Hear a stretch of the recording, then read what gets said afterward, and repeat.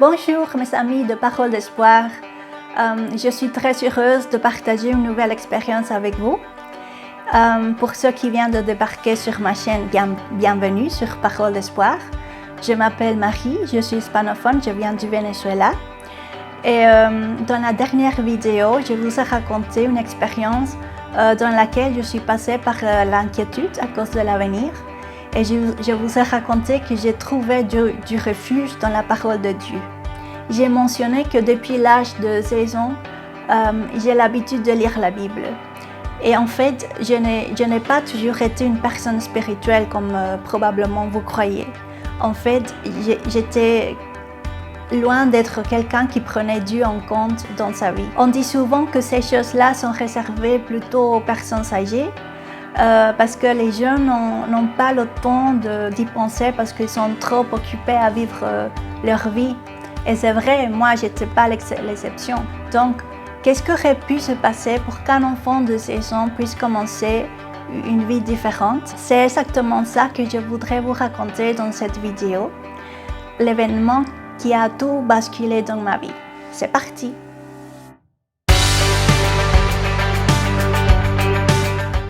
J'ai grandi dans une famille catholique, comme la majorité des enfants au Venezuela. Et comme la Belgique, nous sommes un pays aussi catholique, donc c'est la foi ou la religion par défaut. Ils m'ont appris les bases de la croyance chrétienne, donc je savais qu'il y avait un Dieu, la Vierge, Jésus, les saints, etc. On partait à la messe souvent les dimanches et quand j'étais enfant, je m'amusais à prier le chapelet avec ma grand-mère. On faisait le tour de la maison, pour moi c'était un jeu. Dans l'adolescence, j'étais une ado comme les autres. Ma tête était ailleurs, chez les copines, les copains, la musique, la salle de sport. J'étais intéressée par tous les comportements qui étaient à la mode. Ma maman me contrôlait beaucoup puisque j'étais unique enfant et son père. Et donc, je n'arrivais pas à faire tout ce que je voulais, mais tous les gros mots qui étaient à la mode devaient être dans ma bouche. Et je dois dire que grâce à elle, je ne suis pas tombée enceinte pendant mon adolescence. J'ai un souvenir de mon enfance, de quand j'avais peut-être 9 ans. Je ne sais pas comment c'est arrivé, mais j'ai commencé à penser à la mort.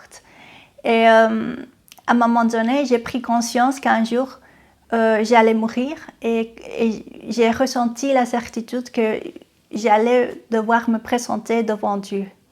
Mais le sentiment que j'ai eu a été de peur parce que au fond de moi, je savais que j'étais pas innocente. Je ne suis pas arrivée à fumer ou m'enivrer, mais je pense que si j'aurais eu assez du temps, j'allais le faire. L'école n'était pas dans le centre de mon intérêt, malgré que je n'ai jamais échoué en cours. Ma maman avait commencé son parcours spirituel avant moi et elle voulait me porter à l'église. Quand je n'allais pas avec elle, à son retour, elle me donnait des sermons et pour éviter tout ça, je préférais l'accompagner. Mais à l'église, ma tête était ailleurs. Comme je vous ai dit, Dieu n'était pas dans le centre de mon intérêt. Quand ma maman voyait que je voulais rester trop dans la rue avec les garçons, elle commençait à me faire la morale. Et moi, je l'appelais puritaine, bonne sœur. Dans l'effort de ma mère pour que je puisse m'intéresser plus à Dieu et aller à l'église, elle cherchait des églises où il y avait des jeunes comme moi, parce que souvent, dans les églises où on partait, il n'y avait que des adultes. Un dimanche, nous sommes tombés sur une église où il y avait des ados, plus ou moins de mon âge, et donc j'ai dit à maman, bon, vu qu'il faut que j'aille dans une église, je préfère de rester dans celle-ci, puisque au moins il y a des jeunes comme moi. Je me souviens qu'en Noël, ma maman m'avait préparé un cadeau et quand je l'ai vu, je me suis excitée à cause de la dimension du paquet. Quand je l'ai ouvert, ça a été la déception. Elle m'avait offert une Bible, quelle désillusion. À l'église, ils faisaient des cours sur la Bible, même pour les jeunes. Et mes copains, ils faisaient un cours chacun et moi, je n'y prêtais pas attention. Un jour, sans aucun préavis, j'ai commencé à ressentir un réel désir pour faire un cours sur la Bible. Et donc, je me suis adressée à la femme du pasteur qui était la responsable. Je lui en ai parlé et elle m'a posé la question suivante. « Es-tu chrétienne ?» Je suis restée sans savoir quoi dire. parce que j'étais dans la confusion par rapport à ce sujet. Qu'est-ce que c'était être chrétien? C'était clair que je n'étais pas comme eux qui pleuraient en chantant. Je ne savais pas pourquoi ils pleuraient et en plus ça m'énervait. De l'autre côté, je me disais, bon, je suppose que oui, parce que nous sommes catholiques. Et donc finalement, j'ai répondu oui parce que j'ai eu honte de dire je ne sais pas. Elle m'a proposé de commencer avec un petit enseignement sur comment être un disciple du Christ. Et moi, j'ai dit, ok, ça marche, parce que tout ce que je voulais, c'était faire un cours sur la Bible. L'enseignement comprenait un guide qui était une fille quelques années plus âgée que moi, et on devait se réunir une fois par semaine pour discuter les leçons et pour que je puisse poser des questions au cas où il y avait des détails pas bien compris. Et j'ai commencé mon petit enseignement, et la toute première leçon a été sur les enfants de Dieu.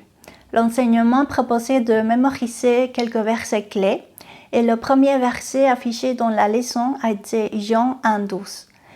Je vous donne un peu du contexte. Au commencement était celui qui est la parole de Dieu. Il était avec Dieu. Il était lui-même Dieu. Au commencement, il était avec Dieu. Dieu a tout créé par lui. Rien de ce qui a été créé n'a été créé sans lui. En lui résidait la vie. Et cette vie était la lumière des hommes. La lumière brille dans les ténèbres et les ténèbres n'ont l'a pas étouffée. Celle-ci était la véritable lumière, celle qui, en venant dans le monde, éclaire tout être humain. Celui qui est la parole était déjà dans le monde, puisque Dieu a créé le monde par lui. Et pourtant, le monde ne l'a pas reconnu. Il est venu chez lui, et les siens ne l'ont pas accueilli. Certains pourtant l'ont accueilli, ils ont cru en lui. À tous ceux-là, il accordait le privilège de devenir enfants de Dieu. Ce n'est pas par une naissance naturelle, ni sous l'impulsion d'un désir, ou encore par la volonté d'un homme qu'ils le sont devenus, mais c'est de Dieu qu'ils sont nés. J'avais déjà lu la Bible quelques fois avant, mais je ne comprenais rien.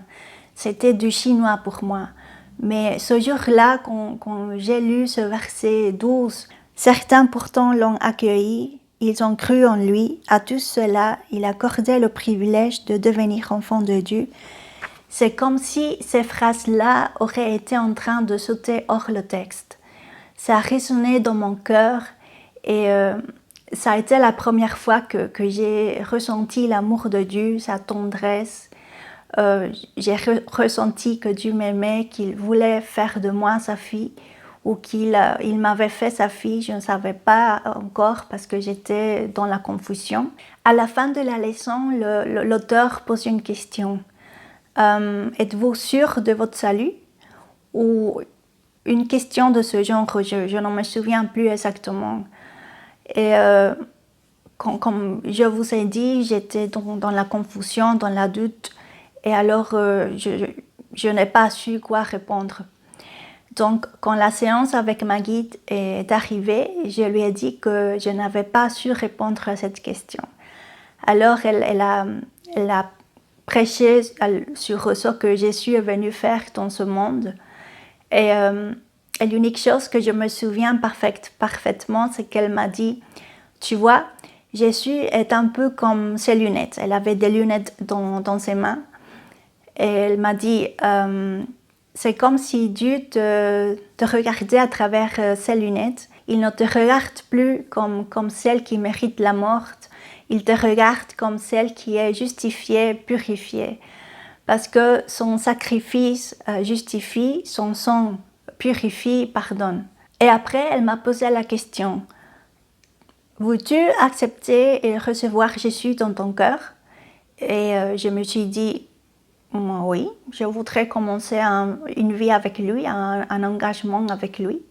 Et donc, je lui ai dit oui et elle m'a guidée dans la prière.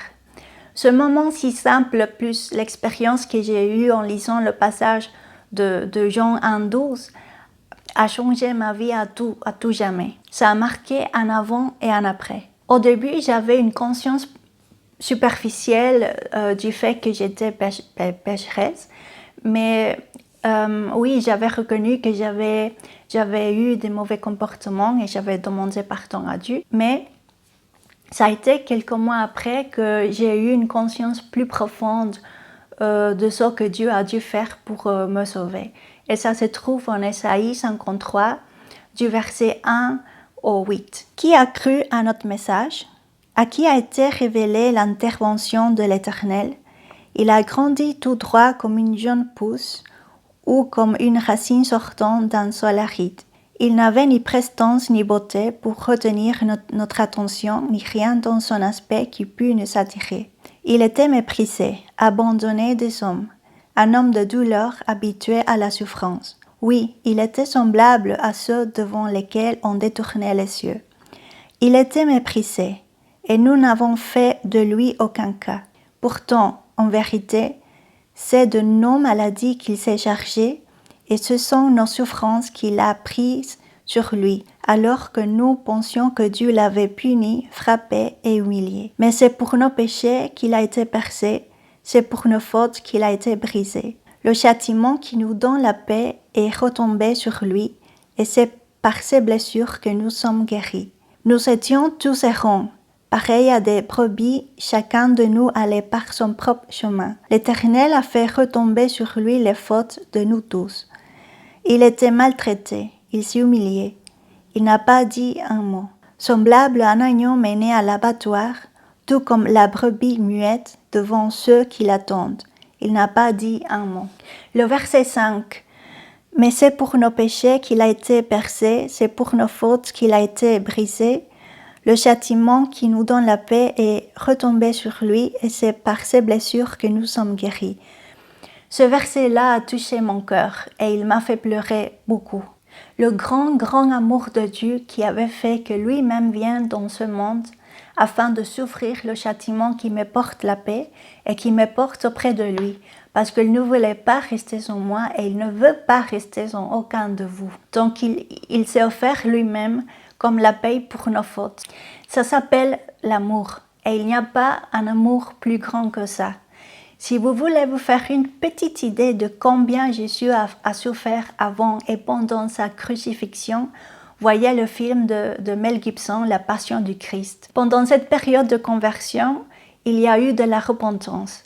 C'est quoi se repentir? Se faire demi-tour. Ça vient d'une conviction que ces choses qu'on faisait avant, c'était pas bien, et un vouloir de ne pas continuer à les répéter. Et on compte avec l'aide de Dieu. C'est son esprit qui nous aide à vaincre le péché. J'ai commencé à changer.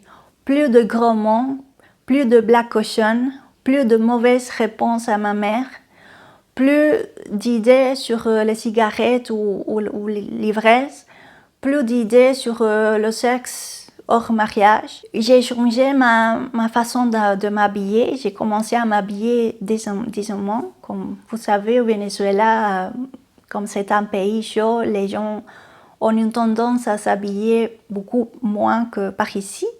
Et donc, j'avais peut-être un style un peu exhibitionniste. Je montrais mon nombril, par exemple, et j'ai laissé de faire ça. Et j'ai développé du goût pour les études. J'ai changé ma mentalité. Avant, c'était ce que tout le monde fait et pense, et après, c'était ce que Dieu aime et veut. Et ça a été comme ça que tout a changé.